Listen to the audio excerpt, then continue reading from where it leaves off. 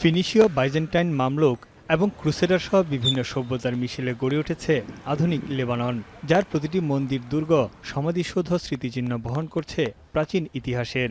প্রায় ৫,০০০ বছরের পুরনো ইতিহাস ঐতিহ্যের স্মৃতি বহন করে আছে দক্ষিণ লেবাননের টায়ার শহর। প্রাচীন ফিনিশীয় সভ্যতার কেন্দ্রবিন্দু এবং ইউনেস্কোর বিশ্ব ঐতিহ্য হিসেবে স্বীকৃত টায়ার শহরের বহু স্থাপনা। দক্ষিণ লেবাননের প্রধান শহর এটি। বর্তমানে মধ্যপ্রাচ্যের ভূ রাজনীতি ও সংঘাতের কেন্দ্রবিন্দু হয়ে উঠেছে টায়ার শহর। হিজবুল্লাহকে নির্মূলের নামে গেল প্রায় ৪ মাস ধরে লেবাননে ব্যাপক ধ্বংসযজ্ঞ চালিয়ে যাচ্ছে ইসরায়েলি বাহিনী। ধ্বংসস্তূপে পরিণত হয়েছে টায়ার শহরের ঐতিহ্যবাহী স্থানগুলো। শহরটির বেশিরভাগ অংশের স্মৃতি বিজড়িত ইউনেস্কোর স্বীকৃত ঐতিহ্য মিশে গেছে মাটির সঙ্গে। তাদের হামলা থেকে রক্ষা পায়নি তীর্থস্থান ও বিভিন্ন ধর্মীয় স্থাপনা। গুড়িয়ে দেওয়া হয়েছে নাবাতিয়া শহরের প্রাচীন বাজার এবং শত বছরের পুরনো শহরগুলো। বুলডোজার দিয়ে নিশ্চিহ্ন করে দেওয়া হয়েছে অনেক স্থাপনা। ইসরায়েলি দখলদারিত্বের মুখে ক্ষয়ক্ষতির পুরো চিত্র এখনও তুলে ধরা সম্ভব হয়নি বলে জানান লেবাননের সংস্কৃতিমন্ত্রী।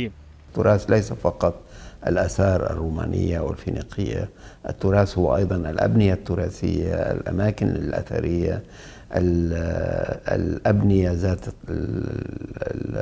الوظيفة الثقافية।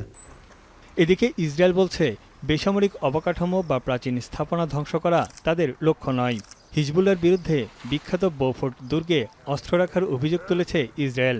বিশ্লেষকরা বলছেন ইউনেস্কোর তালিকাভুক্ত টায়ার শহর দেখলে মনে হবে যেন এটি ভূমিকম্পে বিধ্বস্ত একটি শহর। الضربة كانت قريبة علينا ملاصقة إلنا، ضربوا بيت كمان تراثي هو البيت، فالضرر عندنا الموزاييك بشكل كبير كتير، وهالموزاييك عمره تقريبا 2000 سنة من عهد الرومان। সাংস্কৃতিক স্থাপনার উপর এ ধরনের হামলার নিন্দা জানিয়েছে জাতিসংঘের শিক্ষা, বিজ্ঞান ও সংস্কৃতি সংস্থা ইউনেস্কো। শহরের ডেপুটি মেয়র বলেন, আন্তর্জাতিকভাবে সুরক্ষিত এই শহরকে লক্ষ্যবস্তু করা কোনোভাবেই উচিত হয়নি। سور مدرجة على التراث العالمي من عام 1984. سور عمرها 5000 سنة، يعني هيدي المدينة بتختزن آثار وحضارات وثقافة تعاقبت عليها أجيال، مفترض تكون من المدن اللي هي محمية دولية। ইসরায়েলি হামলার জেরে বিপন্নপ্রায় বিশ্ব ঐতিহ্যবাহী স্থান হিসেবে টায়ার শহরকে শ্রেণীবদ্ধ করার আবেদন জানিয়েছিল ইউনেস্কো। তবে সেই আবেদন কানে তোলেনি আন্তর্জাতিক সম্প্রদায়। লেবানন সরকারের অভিযোগ, দেশের শত বছরের ইতিহাসকে স্থায়ীভাবে মুছে ফেলতে পরিকল্পিত অভিযানে নেমেছে ইসরায়েল।